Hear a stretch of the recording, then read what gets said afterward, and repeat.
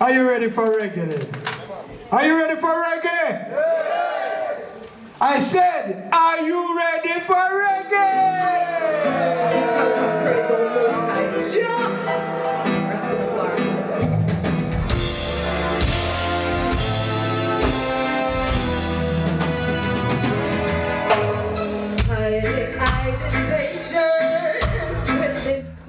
I have always loved music, not just reggae music, just all music. I grew up in the church, and if you know about the church in the Caribbean, it's full of music. Like, it's all music, you know, instruments and singing and hymns and praise and worship. So I grew up in a family that loved to sing. My mother and sister have beautiful voices as well, even though they aren't professional singers. So I was always singing and harmonizing, always in choirs since I was in primary school right up to university. I've been singing on like 2 or 3 choirs at a time. So I've always had a love for music and sound. It's a trouble out there, and life is unfair. Great for the scrap. A lot of it is from jazz, from gospel, from even country and western. Like, all the music I heard I would absorb, and I would kind of find sound even within myself, because even the hymns you would hear in church and the way hymns were sung, like, it's almost like every hymn you heard, you know a hymn, right? Every hymn you heard, if you listened to enough of them, even if you didn't know the one that was coming next, you could almost tell what the melody would be, because there was like a framework within which, you know, it sat. And I never played an instrument, so for me, my ears and my voice, those were my instruments. So every sound, even the sound of, you know, the night, or the sound of traffic, or the sound of animals, like, I can pick the melodies out. Or just with birds, like, if I am out in a space where there are a lot of birds and I hear them, I've learned to mimic the sounds of the birds and hear them mimic me too. And it wasn't just because I was high, like, it was true. Like, the birds were really, you know, they will interact with you if you interact with them. If you are humble even to nature, you can find music. So, yeah.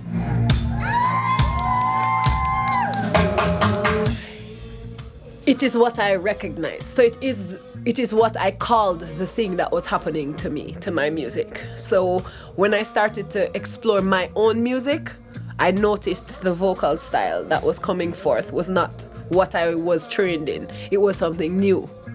And it was like jazz. Jazz, because jazz is an unorthodox thing. So it's not contemporary, it's not atypical reggae, you know, it's not like R&B, it's a new kind of way to wrap my voice around the music. And so for me, that's what jazz is. Jazz is a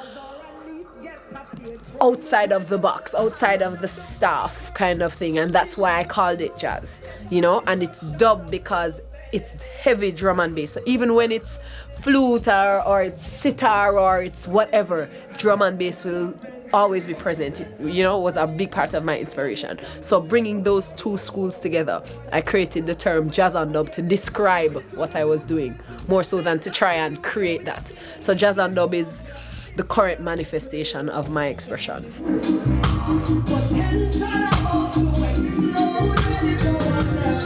My name is Jah9. It is spelt Janine, and Nine is 9 in English. So ever since I was young, my uncle used to call me Jah9. So I've always held that number very personal, and I've always paid attention to it. And if you know or understand numbers, you'll know if you pay attention to a number, you'll see it all the time. And I started to see it, and I wanted to learn more about it, not just in mathematics, but just what it represented. You know, when you start to learn about numerology, you want to know what 9 means, you know, and it drew me to the golden mean, the golden ratio phi, you know, and it drew me to many things that are not just mathematical, but are esoteric and are part of sacred geometry. It's a very personal number to me too, because people call me 9, you know? And so when I was doing this album, I wanted to make it very personal. So the themes are very personal, and I thought the most personal thing I could call it was my own name.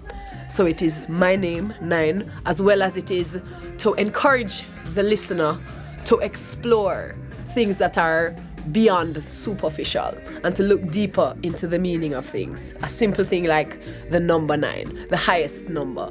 I wanted to call it something immortal, you know? Like 9. Jah9 vous envoie de bonnes ondes.